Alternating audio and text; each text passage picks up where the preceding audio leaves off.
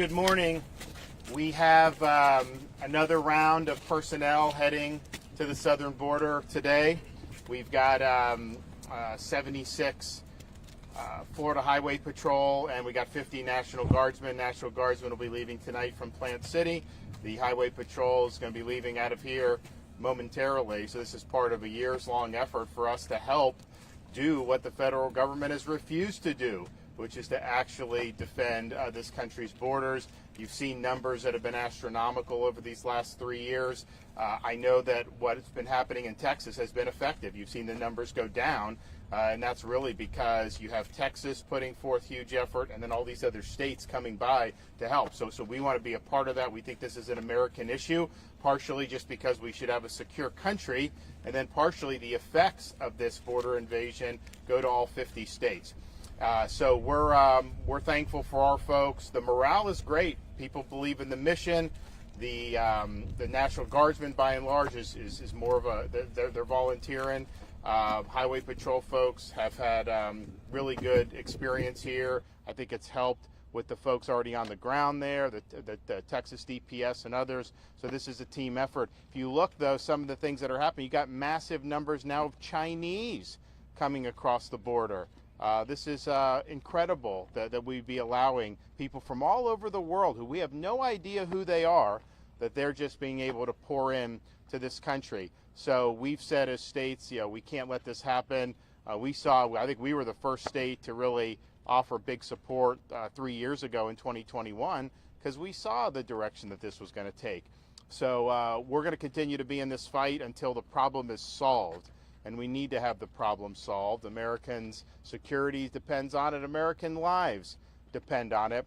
So I'm thankful for the folks here in Florida. I mean, you have some of these guys that have been on multiple deployments down to the border already just over the last couple years. And so they're going more. And I think right now you probably have more folks there from a variety of states than we've had throughout this whole time. So thank you for what you're doing.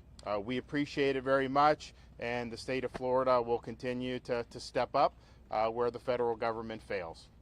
Any questions? Governor DeSantis, you talked about the Chinese nationals and increased awareness. Matter of fact, there's an article this morning in the Post that the San Diego crossing, there were more Chinese nationals than Mexican nationals.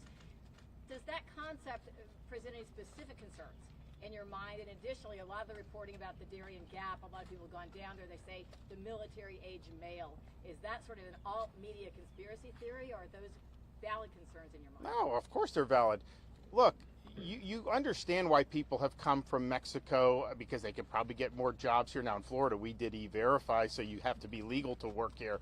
But in some states, you don't have to be. They don't enforce. So why would you come from all across the world through the southern border of this country? I think the chances are that there's some bad intentions there for some of these people. And it's a huge, huge problem, especially when you look at all the problem countries in this world have had people come through the southern border. You have people coming from Iran, from North Africa, other places in the Middle East, of course, China. This is not good. And yes, one of the jarring things, and I think some of our folks who've been down there have noticed, sometimes you get these big swarms of people and they're military-age males. Okay, a military-age male coming over from like the Middle East, is that really something that we want to be green lighting in this country? I don't think so. So I do think it's been a disaster, but I think that with those types of folks from those types of problematic countries, I don't think that we've actually even seen the full extent of the damage.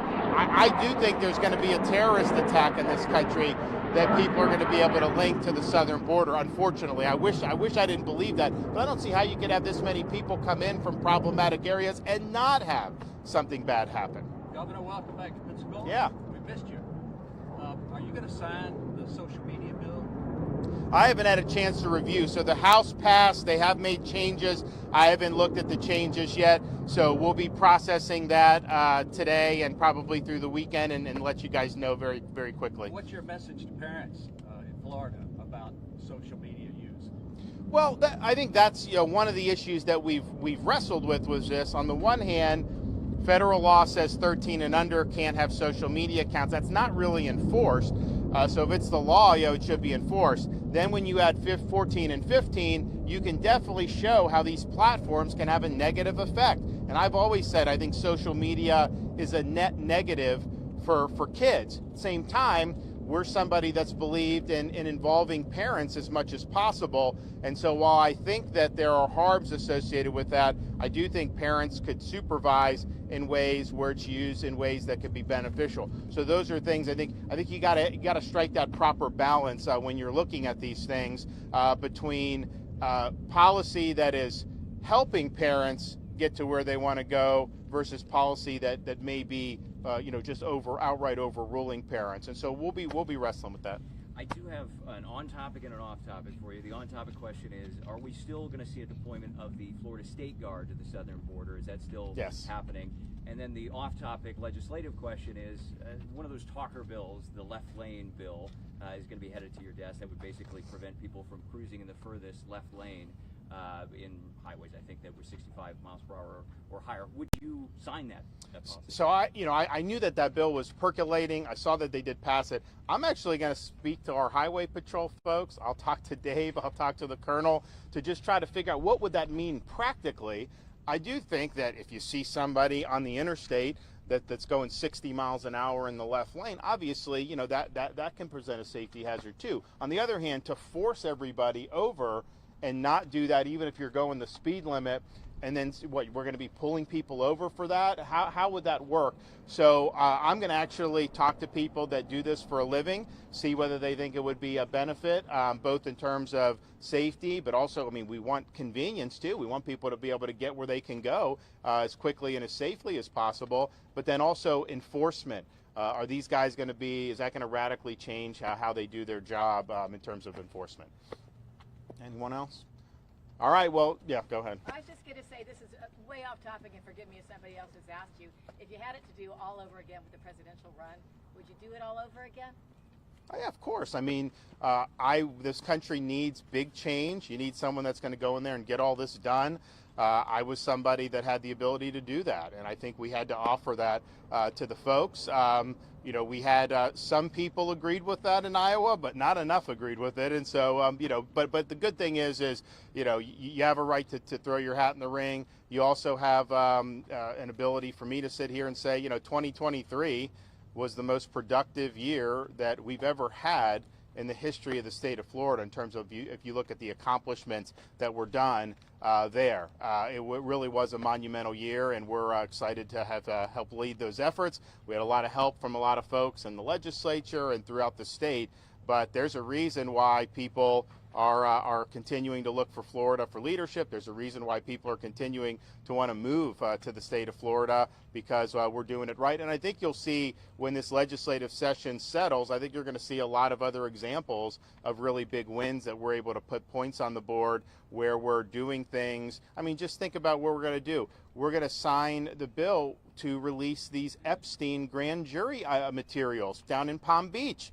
You have this notorious offender all catering to all these rich people, and yet nobody has been ever held accountable for any of this. How does that happen? How did the case go from taken out of state court and taken to federal, where he got a slap on the wrist? What has happened since then? I just think it's like, come on. And the federal government, Biden should release the Epstein files associated with the federal government, which is probably much more extensive.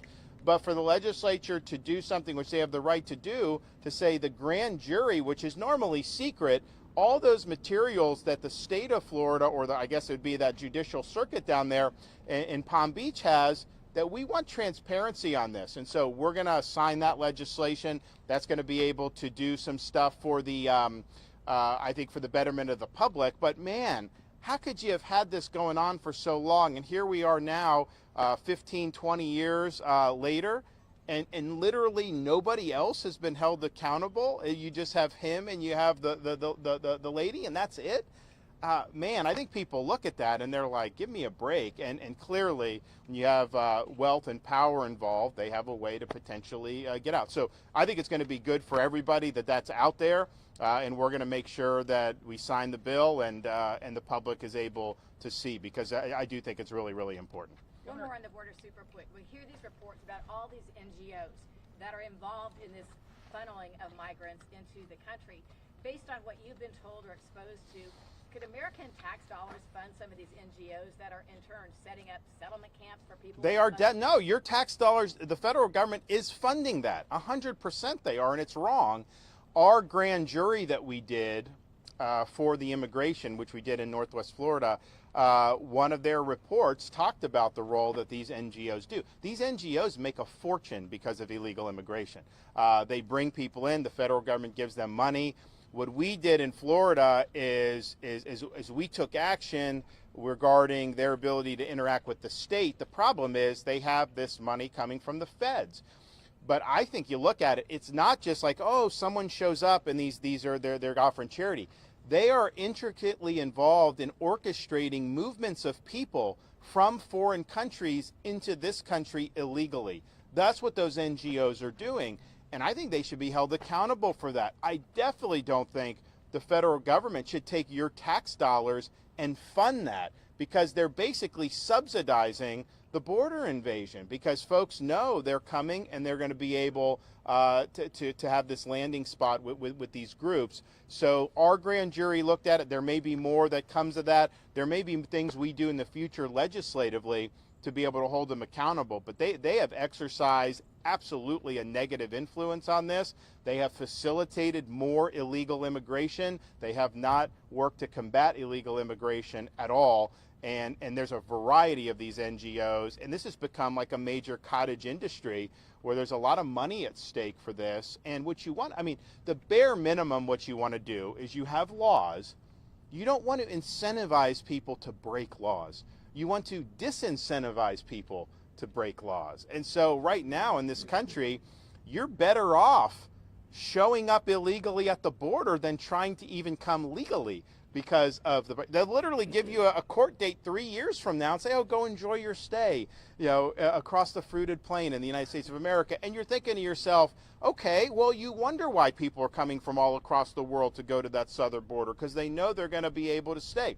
Meanwhile, if you try to do it right, obviously that's much more difficult. So just right then and there, but then there's benefits that come by coming illegally, and you should not have any benefits for illegal entry into this country or people that are here illegally. And I look at it, I think, if you're as an American, you go to fly on a commercial flight and you leave your ID at home, they wouldn't let you get on the plane. Yet these people come illegally and they're flying on the planes in this country with no identification. They get like a sheet of paper and then they're off to the races. They're treating people coming illegally better than they're treating Americans. The housing, if you stop paying your rent, you'll get evicted from your place, right?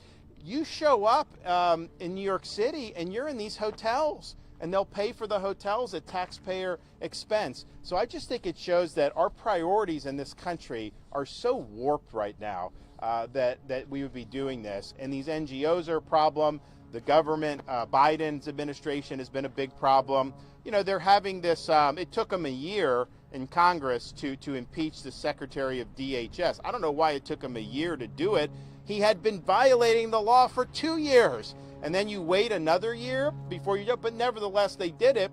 But I think the Senate needs to have a trial on this. And let's put all this information out there and make these senators vote on, is it appropriate to use that position to facilitate what's been going on, because that's exactly what they've done, and it needs to stop. And if you look for, like, we're supposed to be a great country, and you can't even maintain control of your own territory and your own border. It's really been a humiliating experience for the United States to see what's happened over these many years. So we're part of the solution here in Florida. We're happy to have stepped up years ago. We're happy to continue to still be in this fight. I think you've seen at Eagle Pass, for example, there's been a lot of great progress. If you look at the thousands a day are now down, I think, to a couple hundred a day, which is a dramatic decrease. We want to see that go to zero. Hopefully they don't then just see it go to Arizona and California, and that the whole border, that we'll see a decline here, because the people want to see action on this. And the thing is yes, there's problems with the border, but so many now American communities have seen the impact of just the sheer number of people showing up to hospitals, showing up to schools, doing all this stuff. It's just not a way that you can live and it's not a way that you're able to do this and be a functioning society. And you notice now in New York City, in New York, they used to virtue signal about being a sanctuary jurisdiction. Now they're saying that they have too many, and they don't want to do necessarily people going there. Well, you shouldn't have been a sanctuary jurisdiction to begin with. That was the whole problem, is that you're incentivizing and you're green lighting. And then I look around the country, California, you can come illegally and they will give you health insurance benefits. You're not even a citizen of the country and they'll give you subsidized health insurance. Of course you're going to have more people that are going to want to go illegally when that's the case. So I think we've done it right in Florida. If you look at the policies we enacted last year, we've done a number. We banned sanctuary cities a few years ago, but then last year, some of the policies to crack down on the smuggling and to make sure we have a legal workforce. I mean, those policies have been effective. If you look at the people coming across the border now, 3 years ago, Florida was one of the places that they said they wanted to go. Now you don't see as many that are talking about Florida, because I think they realize that if they go to sanctuary states or sanctuary cities, that they're going to have more benefits, they're going to have more. So by us saying we're not a sanctuary state, banning sanctuary cities, having a legal workforce, no benefits, and cracking down on the people that are smuggling illegal aliens into our state, that has had a really, really positive impact. And we got to keep up the pressure there, but that is the way that you do it, and that is the way you get the job done. All right. Book ban hoaxes. You issued a statement last week saying the legislature may need to revise the parental rights bill. Escambia County has become the epicenter of northeastern book publishers suing the school district, who says they're just following the state law. So first of all, what the state law says is it gives the parents the right to object to materials that are not age or developmentally appropriate. And I showed on that video things that nobody would stand in public and defend because it's pornographic, it should not be with minors. And that is, I think, really what we are getting at. What you've had people do for, I think, political reasons is to try to act like the state somehow would mandate that you couldn't have Shakespeare or things like that. That is a hoax. That is false. So what we want to see the legislature do, and the Department of Education will probably do some of this through rulemaking, is to say, if you're somebody that's in the school system and you're taking down books that are valid because you're trying to make a political point and acting like all these books are, quote, being banned when they're not, you're depriving the students of their right to have a good education. And so that's inappropriate. And we've seen that time and time again. You've seen people take down books about like Roberto Clemente and Hank Aaron. There's nothing in Florida law that would say that would be appropriate. Now, granted, all this stuff ultimately is the determination of the school district beyond whatever the state does. But the notion that the state is having anything to do with that is absurd. We've given parents the ability to look at these things that are clearly inappropriate. We have the video. It's online. You can go look at the video. I want someone to come defend why any of that should be in school. You literally have things talking about, you talk about like old people raping like 12-year-olds. Like, that's appropriate for minors. You do have pornographic images in some of these things. You have books talking about telling minors how to do sex apps online. That should not be in the schools. And I think almost everybody agrees with that, except the people that don't agree with it. They don't want to defend on the merits. They want to act like that there's legitimate educational materials that somehow are being targeted, and there's not. So all this stuff that you hear, where if they say something, almost always that's something that the state not only is not prescribing, but is recommending. The Roberto Clemente was on the Book of the Month list by the Florida Department of Education. To Kill a Mockingbird is on our summer reading list for the state of Florida. So stop trying to politicize this. Stop trying to impose your agenda. We all have an interest as parents in wanting the schools to be focusing on the basics and on core academic subjects. Injecting gender ideology, injecting pornographic or adult material is not appropriate. The parents that have blown the whistle on that have used their rights appropriately. Same time, we don't want it to be where anybody can just show up and object to hundreds of books just to try to throw sand in the gears. That is not appropriate. So both from what someone inside the system may do to try to create a political issue, or somebody who is a citizen. Look, every citizen, regardless if you have kids, has an interest because you pay taxes for the schools and all that. But to just go in there and say, oh, these 200 books or whatever, there's got to be some limits to how that process works. So I think that's what we're looking for, is to just make this something that is sensible and coherent, preserve the parents' rights, of course, on making sure that the material is appropriate, but not trying to incentivize frivolous challenges, not trying to incentivize people. There was one teacher that papered over every book in the classroom and said, oh, the state doesn't want you to have books. That's a lie, okay? We know that. So that type of behavior is not professional, and it's not appropriate. All right, thanks, everybody. God bless. Thanks, everybody. You're going this way? All right. Good luck. Have a good one. Thank you.